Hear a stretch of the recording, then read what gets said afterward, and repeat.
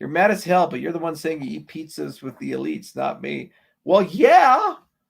I get invited to parties. You go and talk to them. You see them. It doesn't cover you with mud and stain you. It is, you get to know people. You get to see where people come from.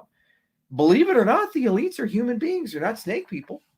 And if they are snake, well, Mark Zuckerberg might be a snake person. But outside of him, there's no serpent people. They're humans like you and me. They go to the bathroom like you and me. You sometimes stand next to a billionaire at a urinal. You're just peeing. He's peeing. You're washing your hands. Sometimes they're washing their hands. Usually you get a better soap.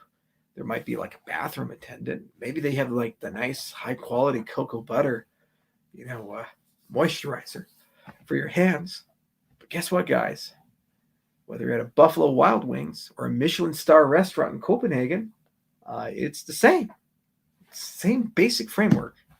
So you engage with people, you talk to people, and you get to know people. And you say, well, why do you believe what you believe? I talk to a lot of world leaders, a lot of presidents, a lot of prime ministers.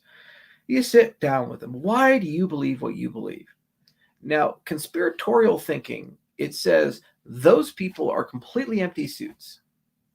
And there's some race of lizard people, some evil cabal of people, like, doing weird hand signs and shit. And that cabal of people tell those empty suits what to think and do. Now, it's certainly true there exist proxy governments in the world, Vichy regimes in the world. And throughout human history, there are secret societies.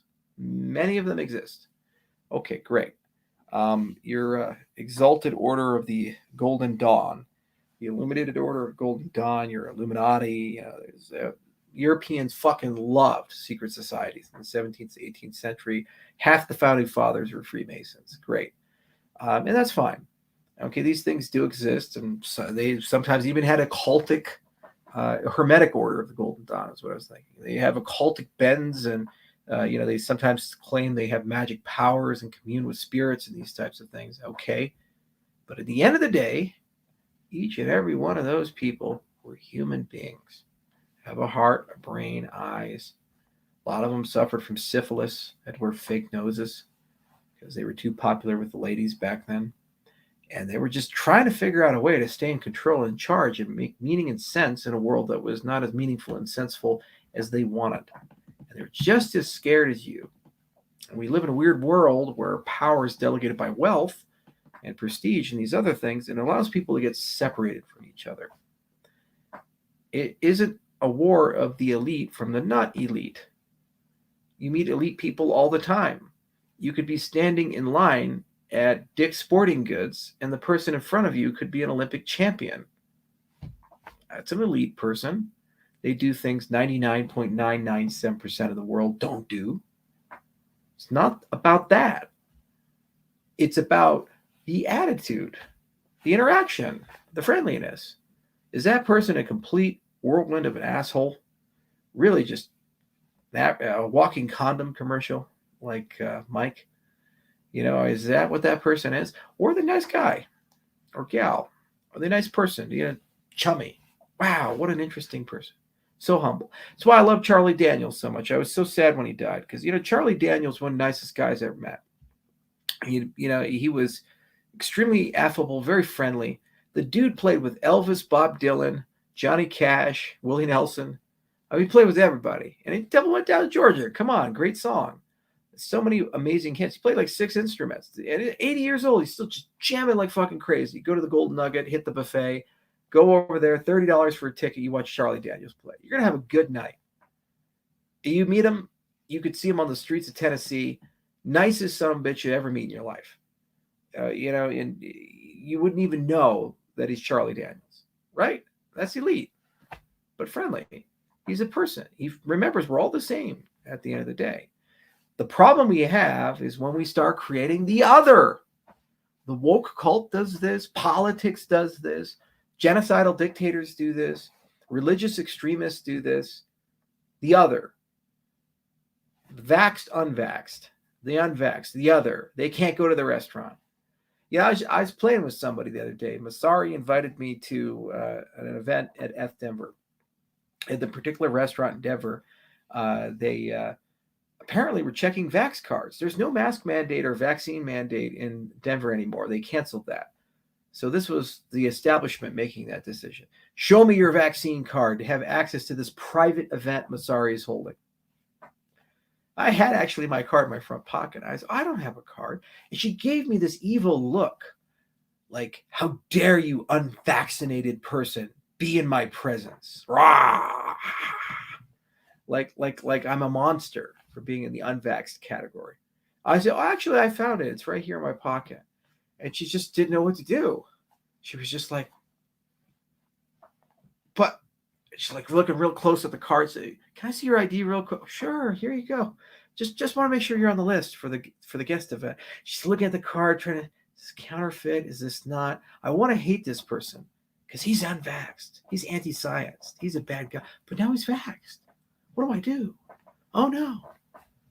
She's the victim of propaganda. She's the victim of the otherism.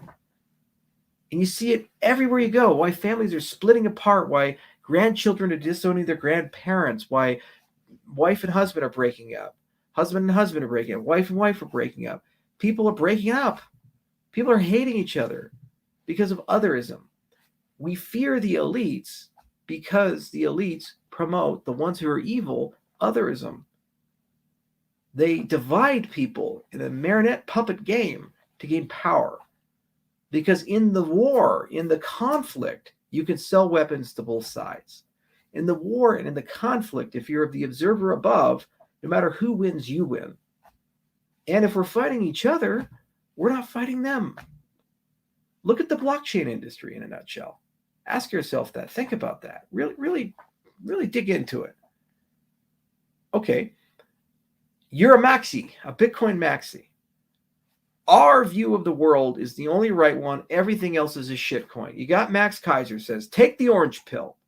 Everyone else is wrong. We are right, and they're evil, and we're not.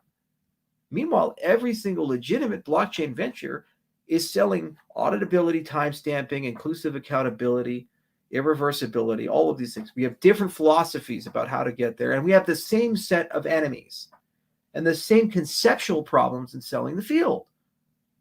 Yet they sit there and say, we are the enemies. And the people who sit above with the marionette puppets, the elites that you don't like, oh, they're loving it, drinking it from a cup. As long as we fight each other, we're not fighting them. And we're weak when we're fragmented. The old saying, a house divided cannot stand. And that's where we're at. So the real thing that you have to avoid is otherism, and you have to know where it's there. You have to know. You have to see it. And whenever you find yourself having a visceral reaction to a person, a concept, an ideology, a visceral negative reaction, especially one that you know so little about, that is not informed by thought and critical thinking. It's propaganda. You've been propagandized. And the old Hoskinson's axiom, I'll say it again, if something is suboptimal, it doesn't make sense, it's harmful, but yet we keep doing it, it's because someone's making money. That's as simple as that. If you're propagandized for some reason, it's because someone is making money or getting power from that. Those are the elites we have to fight. That's the situation we have to fight. And how do you fight them? By not playing the game. Don't succumb. No one who is a normal person is so irredeemable that you should hate them. And the people who do heinous things, almost always, themselves were victims somewhere along the way, or suffering from some condition somewhere along the way. You punish the acts, you protect society, but you have compassion and empathy for people, for the circumstances that they're going through. But you don't allow your mind to succumb to otherism and propaganda. If you do that, you're no better than the elites you purport to hate, because you're falling prey to the games that they're playing, and you're contributing to making the world a worse place.